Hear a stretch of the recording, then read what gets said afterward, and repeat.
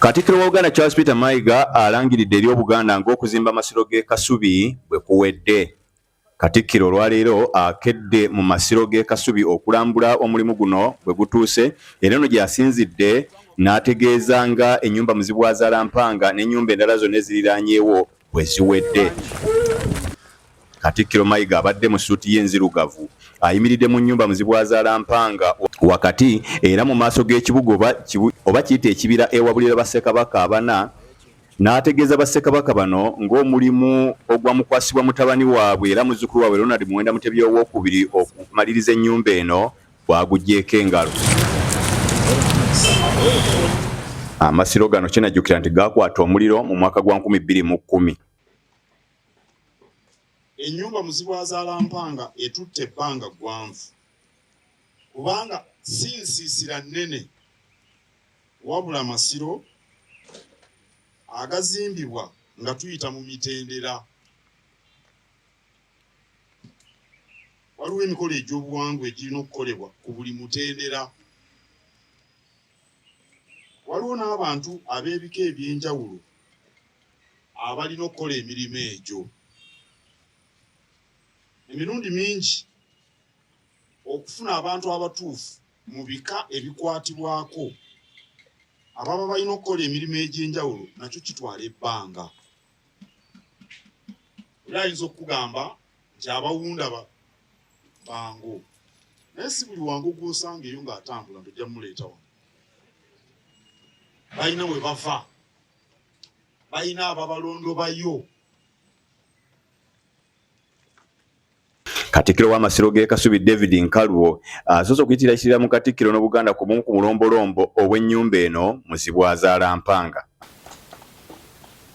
Batuvudde ku Muzibwazaalampanga Kasubi akoleddwa era ebintu bingi ebikoleddwa omuli ennyumba zino ez'abazaana ziddaabiriziddwa, ekisaakaate eky'emmuli,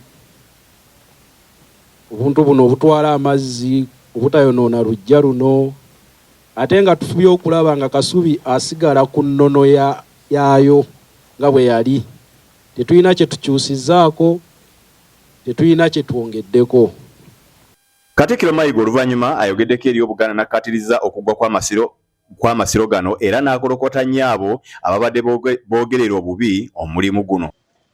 Okutandikira ddala omulimu ogw'okuzzaawo Muzibwazaalampanga, okusima omusingi kyaliwo nga 13 May 2014. Egamba nga wayise emyaka 4 kya Muzibwazaalampanga abengeya. Okuva omulimu bwe gwatandika teguyimirirangako, okuggyako nga guyimirira olw'okubulwa ebikozesebwa ng'essubi, enga, ebinsambwe n'ebirala. Atunula obutunuzi bw'alaba essubi linaalooza nti kyangu nnyo okulifuna. Naye bwe mba nakuteereddewo obukadde obuwera ne nkugamba bwe buzibira ndeetera lukululana ey'essubi, obukadde obwo bukulema okulya kuba tolina gy'olijja. Ow'omu mbuga Mayiga tayogedde ddi amasiro gano lwe gagenda kuggulibwawo, kyokka n'anokolayo bannamikago abakoleredde ennyo okuzzaawo amasiro gano.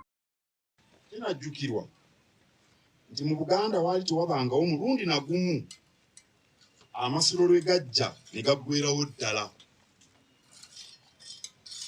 mu byafaayo ebyokumpi ebijjukirwa eby'emyaka kumpi 12. Amasiro agali mu bitundu eby'enjawulo gabadde gagenda buddaabirizibwa.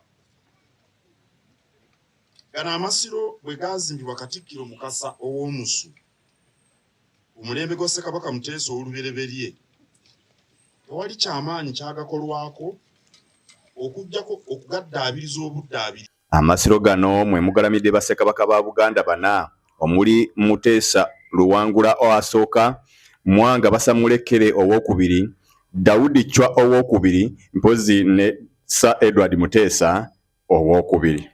Kyeyune Noah.